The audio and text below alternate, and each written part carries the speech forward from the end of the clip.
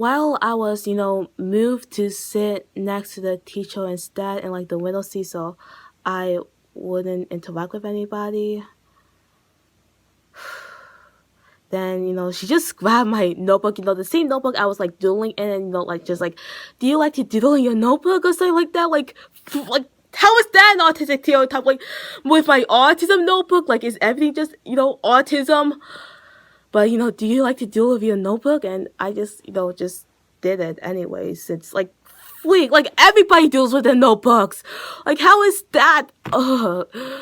Like, these ableists, man. And I remember, like, when discussing this experience, I remember saying that I felt like I was back in kindergarten because the way they treated me. Even though, like, I was 12 years old. Like, I was the same age as everybody else, but, the teachers and the girls, they just treated me like I was back in kindergarten. And, like, I expected to just act normal instead of, being, dumbed down and, being treated like, everything I do is just, some autistic stereotype, even though that's not it. Like, I have normal traits just like everybody else. Like, I want to, now I'm gonna mention this later. And so, I remember, like I took a selfie with my phone, my other phone, not this phone that I'm using to record, but, my old phone that I used to have, it was a Samsung, so, like, we're back, like, during the ride back to the trip, my glasses were off since, it's all foggy, and I was crying during this entire time, and, like, I remember my glasses were off, my hair was, like, so, like, I mean, my hair was permanently in this high ponytail, so I couldn't really take it down.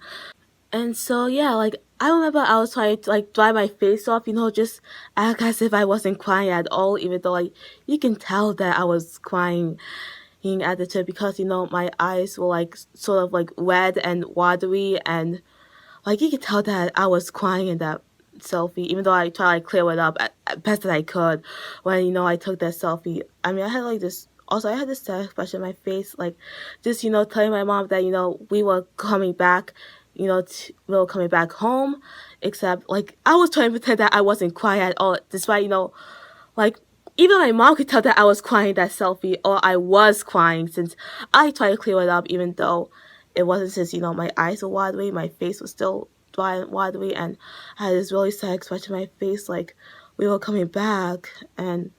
like, my mom knew that something was wrong.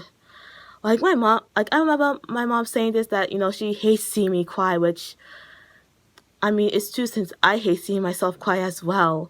Like, I can't even, watch, like, this mental health video that I posted. I mean, I showed to my mom.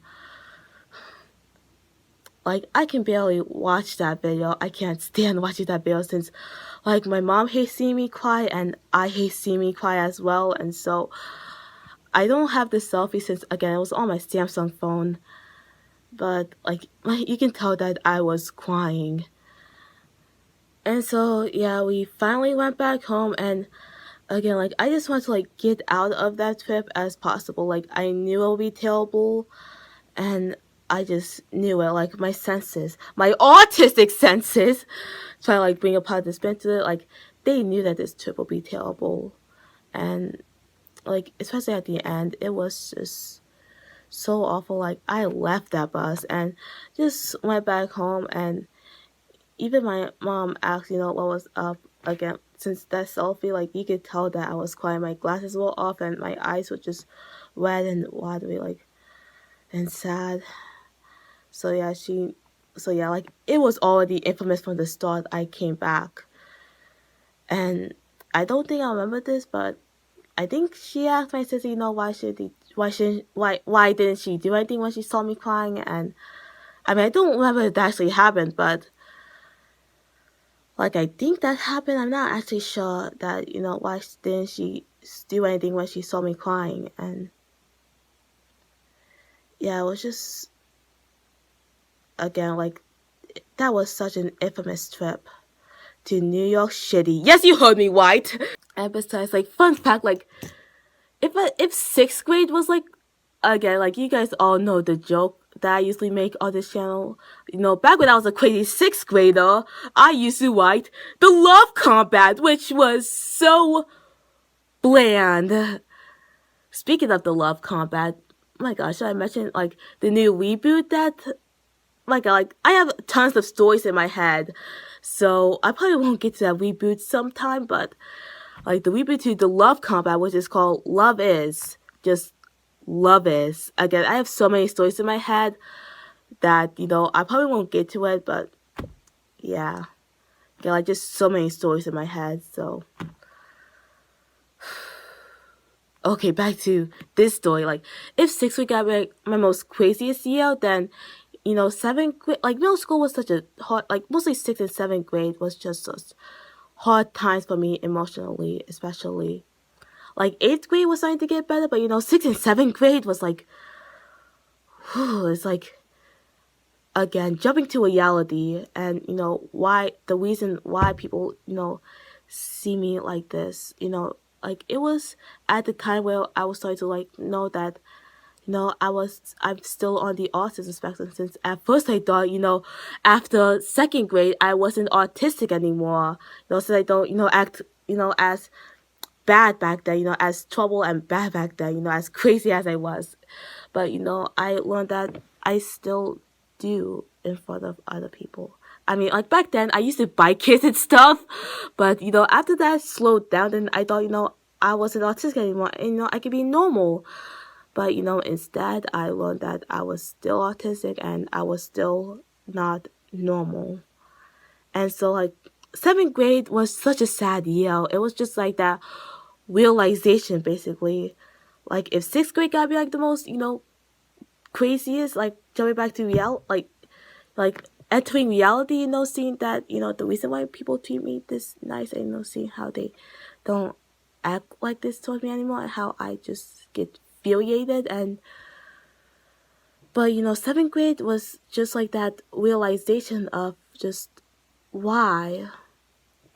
And like what my mom continues to say whenever I mentioned that that infamous New York City trip, like this really affected the way I try to behave in 8th grade, where it's like I want to be normal, like when I tell my mom how terrible the New York City trip was, she continued like being like, it's why you make it, and you're the one who made the trip terrible, and you could have been friends with those girls if you didn't keep to yourself, or if you were out there, or just it's your fault that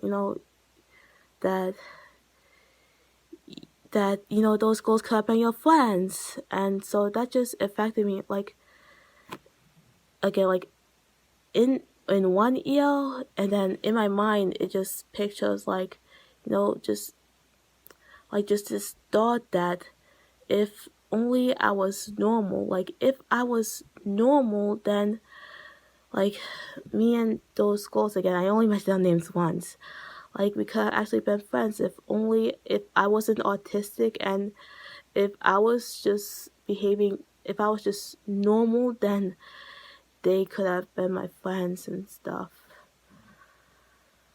And so like throughout 8th grade, like it was a habit of me like just thinking that I can never be normal, and I just wanted to be normal, but I can never be normal. And so just this thought just raced towards me, like I could have just had everything that I wanted if only I was normal. Like that, like after 7th grade, it was just like this whole ideal, like if I was normal, and I want to be normal. I did not want to have autism. I was an autistic freak. I just want to be normal. Like it was my fault, all because I wasn't normal. And that thought sort of like died down, I guess, between 9th grade. I gotta say, like, it mostly happened, that thought mostly happened in 8th grade, that, it was my fault because I was an autistic freak, and I just wanted to be normal. That was just it. Just my one wish was to be normal.